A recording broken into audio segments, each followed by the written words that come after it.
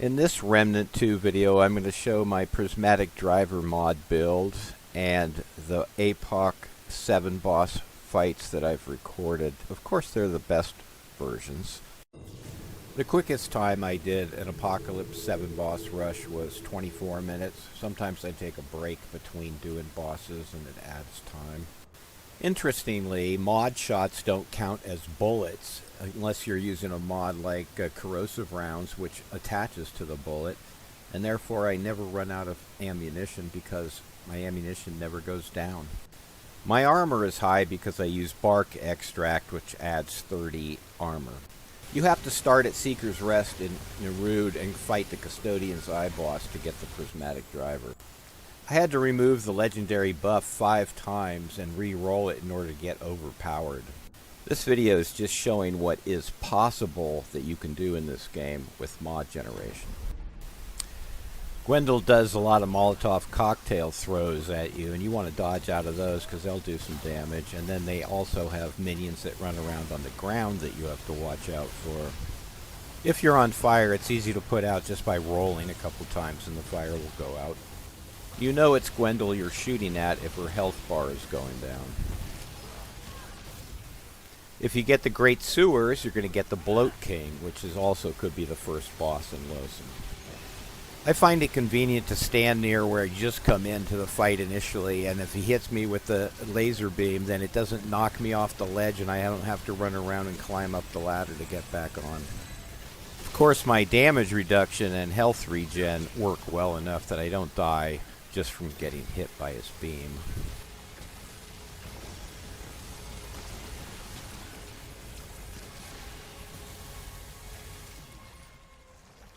The next boss I'm going to show is the Custodian's Eye, where you get the Prismatic Driver, but this is in Boss Rush where you don't.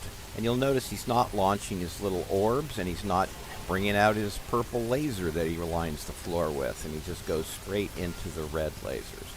The purple laser, red laser, and blue lasers are doing the most damage to you if you get hit by them.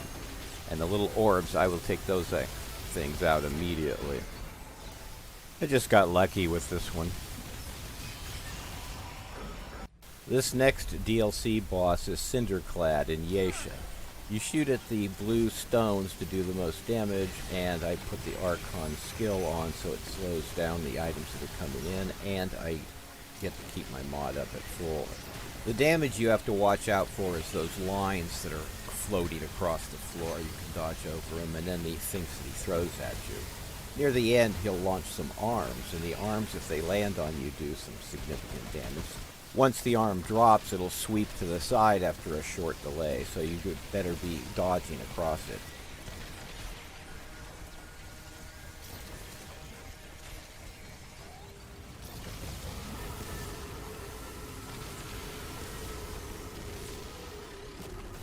Here I missed a dodge for the arm, and I take about half my health lost, and boom.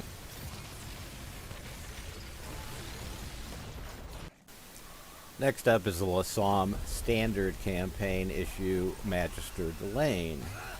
And this fight is really difficult only because of his one-shot tongue. That he can step over next to you and shoot his tongue out. He doesn't tend to do this until he's down to below half his health, however. Magister Dullain spews poison, and so the corrosive mods and things like that are not going to have as big an effect on him. I tested it and found that the electrical mod or hot shot was far more effective. I tend to run out of stamina because I'm constantly trying to run around the room to avoid getting hit by this stuff. Dodges and running are going to use up all your stamina. My main pistol is the Nebula, but the Nebula is not going to do any damage to Dullain, but it will kill the Fae that are added as minions. I'd be better off switching to my MP60, which has the Voltaic Rondeur, the ball of light that just shocks everything around it. And that way he would take some damage and the Fae would take some damage.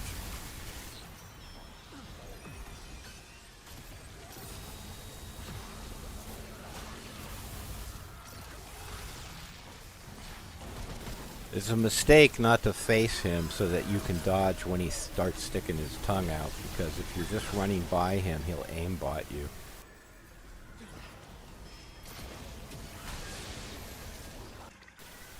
This next boss is Mother Mind. It's in Yesha, and it's a standard campaign boss. Her attacks are that she can stick her fingernail across the stone and drag it and catch you, and she can do a spin attack, so you can dodge those. And then she'll, on Apoc, she'll throw these red balls of crap, and then they'll do damage on you. She also launches 2 flyers, and if you don't take them out and the flyer gets close enough to you, he can pick you up, just like in Yesha, and you'll have to get free of it, and that'll cause you to be in trouble.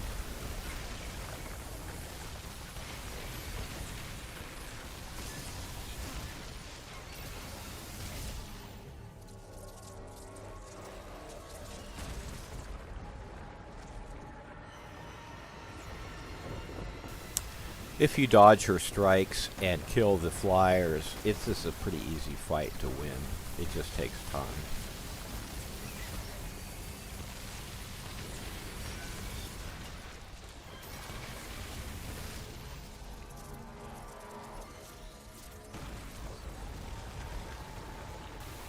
I'm back dodging when she strikes the plateau because a lot of times you get stunned by that hit.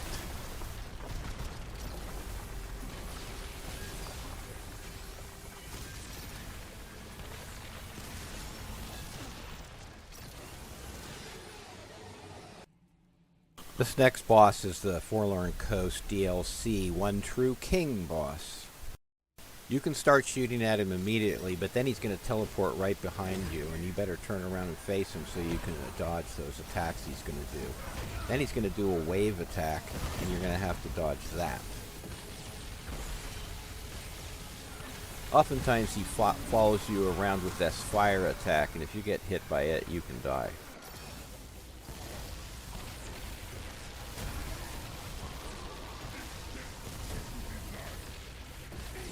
There's no point in shooting him after he gets those little resist signs, because apparently he's resistant to bullets and everything else. And here you better keep on moving, because those spirals of whatever that is that come out of the ground, if you get caught in one, that does some serious damage. And you'll notice the minute you stop for a moment, they'll just home in on where you are, and then they'll come up behind you and underneath you and start doing damage. If you kill the Dran, he won't suck them back up and get more health, so that's why you kill the Dran.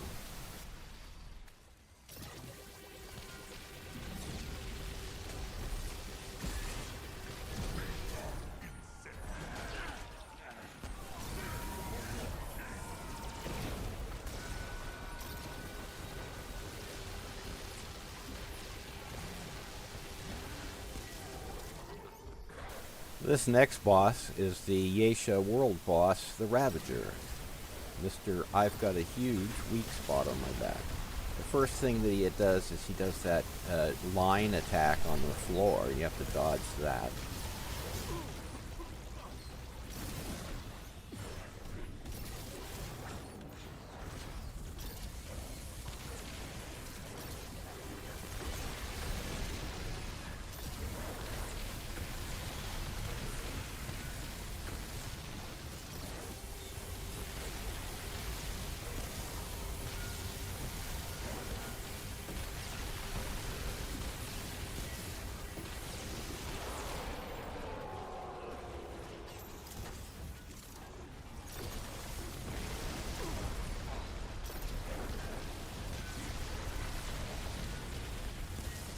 He can spawn the little rolly things, and you can shoot them or whatever, but they're more of an irritation. But when his health gets low, he will charge you, and you're going to have to dodge out of those charges, because if he hits you like 3 times in a row, you can get killed.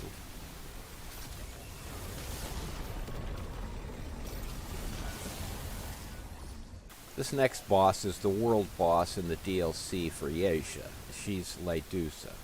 You're just going to start shooting her, and after she takes some damage, she'll decide to attack you. If you see her wind her arm up, she can throw this golden spike at you. She can do that once and sometimes twice, one right after the other, and they do a ton of damage, so avoid those. She's going to pound her head into the ground and stun you 3 times, and those stuns are going to be devastating for you, so avoid those. And then the blade comes out, and just dodge into the blade as it's coming by you. Don't do it too early, and don't do it too late.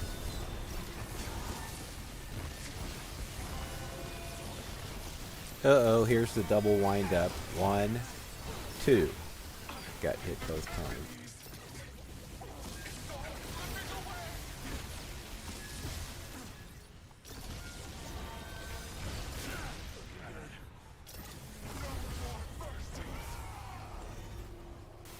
Once her health gets down enough, you want to go to the back with your back at the red door that you came in on, and then you're going to look at this and you're going to take out each one of her faces. So if you stand in the center and just move to the right and left, you can pretty much avoid getting hit by those things. They don't do a whole lot of damage except if you get stunned over and over again. The other thing that will happen to you is that if you're shooting bullets, oftentimes you can run out of bullets, and if you want to reload, you want to wait until there's an empty nobody's coming situation where you're going to duck down and then reload.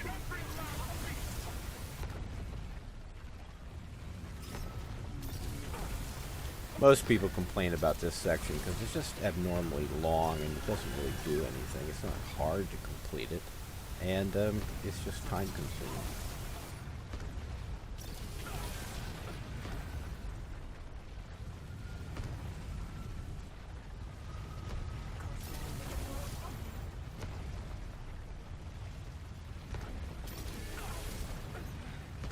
At the end, if you don't do enough damage to her face when it shows up, the walls will start closing in on you. I've never had it die from it, but I guess I always do enough damage to it.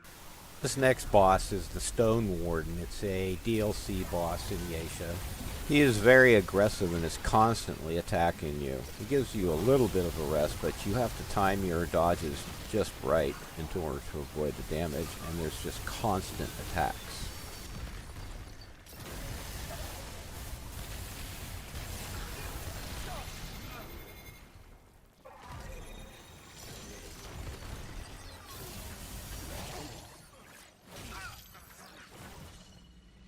I launched the nebula to do more damage to him, but it also tracks him underneath the ground, so if you want to know where he's going to come up, it kind of indicates it.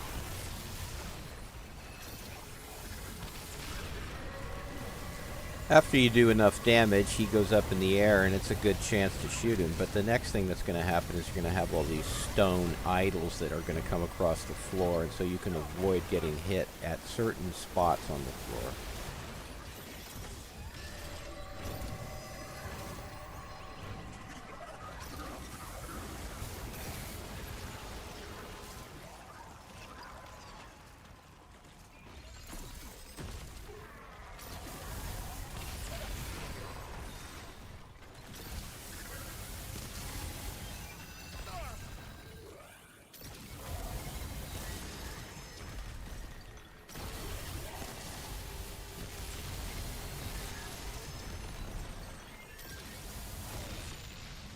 So here I miss the first perfect dodge and get stunned, and then because I get stunned, hit again and again. 3 hits, and then my health is down to half.